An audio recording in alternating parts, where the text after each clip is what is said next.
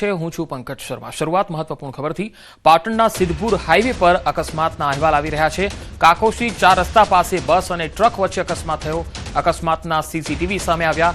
Road cross કરતા સામેથી આવતી ટ્રક સાથે ધડાકાભેર ટક્કર થઈ ગઈ। અકસ્માત થતા બસ ડિવાઈડર ઉપર ચડી ગઈ। બસમાં બેઠેલા મુસાફરોનો આ બાદ બચાવ થયો છે। ફરી એકવાર આ તસવીરો જુઓ। સીસીટીવીમાં આખી ઘટના કેદ થઈ છે અકસ્માતની।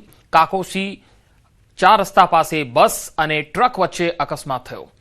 રોડ ક્રોસ કરતા સામેથી આવી રહેલી ટ્રક સાથે આ બસ ધડાકાભેર અથડાય છે। તમે તસવીરોમાં જોઈ શકો છો કે ડિવાઈડર ઉપર ચડી જાય છે આખો ટ્રક। અકસ્માત થતા બસ પણ ડિવાઈડર પર ચડી જાય છે। બસમાં બેઠેલા મુસાફરોનો આ બાદ બચાવ થયો છે। વધુ માહિતી મેળવીએ। પાટણથી સંવાદદાતા યશવંત પટેલ જોડાયા છે। યશવંત, આ અકસ્માતને લઈને શું વધુ અપડેટ? હેલો જી યશવંત, આ અકસ્માત થયો છે તેમાં હાલ વધુ શું અપડેટ છે? પંકજ, જે રીતના આજે વહેલી સવારે જે અકસ્માત થયો હતો કાકોશી 4 રસ્તા પાસે બસ અને ટ્રકમાં, ક્યાંક ના ક્યાંક જે દ્રશ્યો સીસીટીવી સામે આવે છે તેમાં બસ જે છે તે આડા રસ્તા પર, જે ટ્રક જે છે તે નેશનલ હાઈવે પર જઈ રહ્યો છે અને જે બાયપાસ રોડ હોય છે તે બાયપાસ રોડ ઉપરથી બસ આવતી હતી। બંને એકબીજાના ક્રોસમાં અથડાયા છે અને જેના કારણે બંને જે ટ્રક અને બસ બંને રોડ પર જ ફંગાઈને ઊભી રહી ગઈ છે। અકસ્માતના અંદર જ્યારે અમે પ્રાથમિક રીતે પૂછપરછ કરી તો બંનેના અંદર નાની મોટી ઈજાઓ થઈ છે। કોઈને જીવ જોખમમાં હોય તેવી હજી સુધી કોઈ પણ માહિતી સત્તાવાર રીતે નથી મળી। પરંતુ દેખવા જઈએ તો જે રીતના ગમખ્વાર અકસ્માત થયો હતો, અકસ્માત ખૂબ જ ભયંકર દ્રશ્યો સામે આવે છે। મોટી જાનહાની ટળી હોય છે તે રીતના પણ અત્યારે કહી શકાય। પરંતુ જે બેદરકારી છે તે બેદરકારી ક્યાંક ને ક્યાંક બંનેમાંથી કોની હતી તે પણ હવે પોલીસ તપાસ કરી રહી છે અને જેની પણ બેદરકારી હોય તેના પર પગલાં પણ લેવામાં આવે તેવી અત્યારે પ્રાથમિક રીતે જાણકારી પણ મળી રહી છે। જી યશવંત, આભાર માહિતી આપવા માટે। વરસાદને લઈને માઠા સમાચાર આવી રહ્યા છે। હજુ એક અઠવાડિયું સારો વરસાદ સંભવ નથી। હવામાન નિષ્ણાત અથરિયા શેટ્ટીએ અનુમાન વ્યક્ત કર્યું છે। 25 ઓગસ્ટથી થોડો વરસાદ સંભવ છે। જન્માષ્ટમી આસપાસ રહી શકે વરસાદ, અથરિયા શેટ્ટીએ અનુમાન વ્યક્ત કર્યું છે।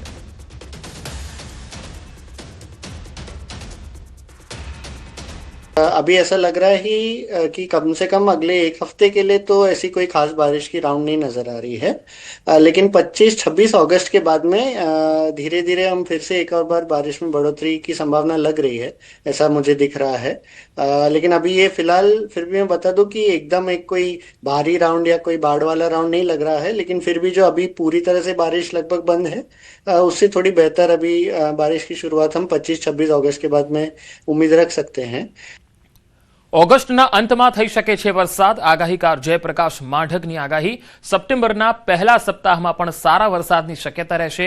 રાજ્યમાં સારો વરસાદ થવાની શક્યતા વ્યક્ત કરી। બંગાળની ખાડીની સક્રિયતાના કારણે વરસાદની સંભાવના રહેશે।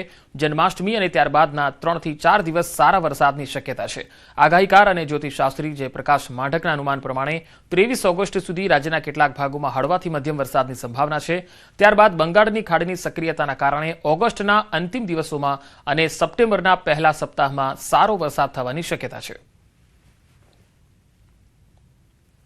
તો 27 ઓગસ્ટ સુધી ભારે વરસાદની કોઈ સંભાવના નથી। 7 દિવસ સુધી સામાન્ય વરસાદની આગાહી રહેશે। વેલમાર્ક લો પ્રેશર અને મોન્સૂન ટ્રફ સક્રિય છે। રાજ્યમાં સામાન્યથી મધ્યમ વરસાદની આગાહી છે। અત્યાર સુધીમાં રાજ્યમાં સરેરાશ 21 ઇંચ વરસાદ પડ્યો છે। રાજ્યમાં સામાન્ય કરતાં 3% ઓછો વરસાદ થયો છે। સૌરાષ્ટ્ર કચ્છમાં સામાન્ય કરતાં 27% ઓછો વરસાદ થયો છે। आने वाले 7 दिनों के लिए हम फोरकास्ट की बात करेंगे तो गुजरात स्टेट के सारे डिस्ट्रिक्ट कवर हैं, जिसमें लाइट टू मॉडरेट रेन का पूर्वानुमान है। और हम सिस्टम्स की बात करेंगे जो गुजरात स्टेट के आसपास जो प्रिवेलिंग सिस्टम्स हैं जिनके कारण आने वाले 7 दिनों के लिए लाइट टू मॉडरेट रेन का पूर्वानुमान है। तो उसमें एक जो वेलमार्क लो प्रेशर एरिया वो अभी भी नॉर्थ ईस्ट एमपी पे बना हुआ है। और एक जो दूसरा सिस्टम है मानसून ट्रफ, वो अमृतसर से होते हुए लो प्रेशर एरिया को जा रही है। तो इन 2 सिस्टम्स को ध्यान में रखते हुए आने वाले 7 दिनों के लिए लाइट टू मॉडरेट रेन का पूर्वानुमान है।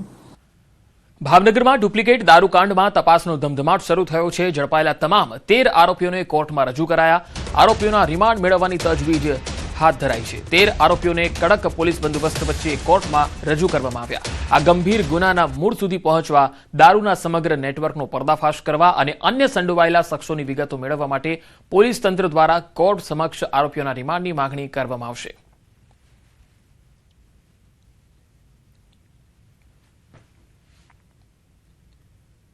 તો બેંકની વાર્ષિક સભામાં 26 લાખના હિસાબ મુદ્દે બબાલ મચી ગઈ.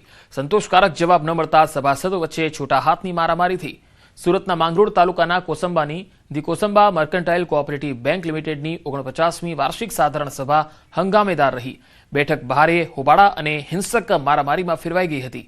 5 વર્ષની ટર્મની આ અંતિમ સભામાં વિરોધ પક્ષના સભાસદો દ્વારા બેંક વહીવટ અને છેલ્લા 5 વર્ષ દરમિયાન થયેલી 26 લાખની રોકડ વધઘટ અને હિસાબી ગડબડ અંગે પૂછતા બંને જૂથો સામસામે આવી ગયા.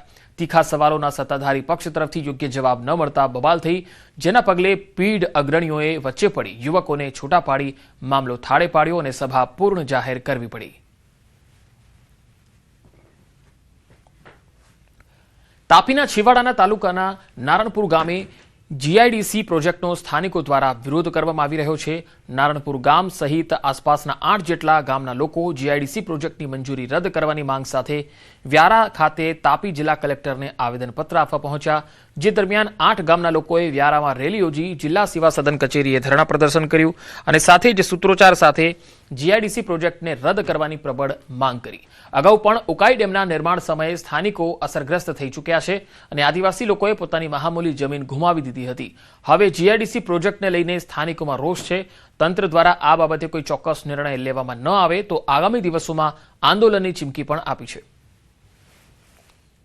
જીઆઈડીસી એ રોગોનું ધામ છે. એ અમારા ભવિષ્ય સાથે ચેડાશે.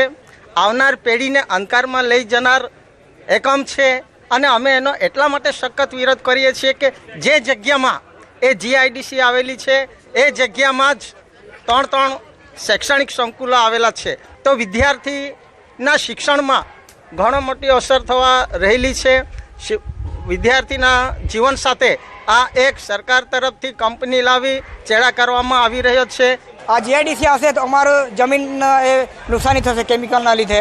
તેવી જ રીતે અમારે સ્વાસ્થ્ય માટે હવામાં બધું પ્રદૂષણ ફેલાશે. તેમજ આ બધો નિકાલ કેમિકલ એ લોકો નદીઓમાં કરશે એટલે પાણી પણ અમારું બગડશે. તો જોડ જંગલ જમીન આ સુરક્ષિત નહીં બનશે તો આદિવાસી ક્યાંથી રહેવાના સાહેબ? પહેલાં પણ અમને ઉકાઈ ડેમની અંદર એવી રીતે વિસ્થાપિત કરવામાં આવ્યા અને અમને ભલી યોજનાઓનો એ કીધું કે તમને વીજળી મફત મળશે, તે બધું મળશે, પણ આજ સુધી કોઈને વીજળી મફત નથી મળી સાહેબ. એવી રીતે આ જમીન જશે, પાછા અમારે વિસ્થાપિત થવાનું રહેશે તો પછી અમારે જોવાનું કાંઈ સાહેબ?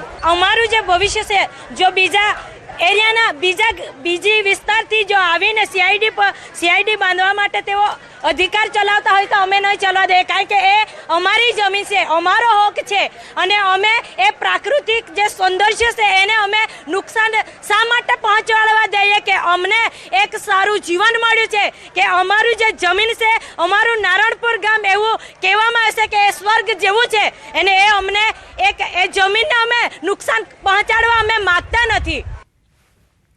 મહીસાગર જિલ્લામાં ઓબીસી હોવા છતાં એસટીના ખોટા જાતિ પ્રમાણપત્ર મેળવી અનામતનો લાભ લેવાના આરોપો સામે કાર્યવાહીની માંગ ઉઠી છે. અરજદારોનો આરોપ છે કે કેટલાક લોકોને 2 અલગ અલગ જાતિના પ્રમાણપત્રો આપવામાં આવ્યા. સાંઢપડિયા ગામના સરપંચ સામે આક્ષેપ કરવામાં આવ્યા. આ મામલે ખોટું પ્રમાણપત્ર આપનાર અધિકારી અને મેળવનાર વ્યક્તિ સામે પોલીસ ફરિયાદ કરવાની માંગ કરાઈ છે.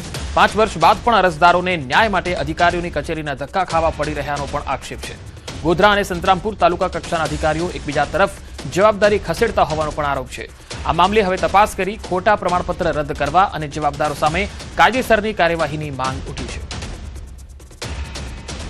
સાંઢપાળિયા ગ્રુપ ગ્રામ પંચાયતના સરપંચ શ્રી એવા પાદરિયા કુણાલભાઈ ભૈયાભાઈ જેઓ આદિવાસી નથી છતાં એમણે 2010માં આદિવાસીનું એસટી પ્રમાણપત્ર મેળવેલું અને ઓબીસીનું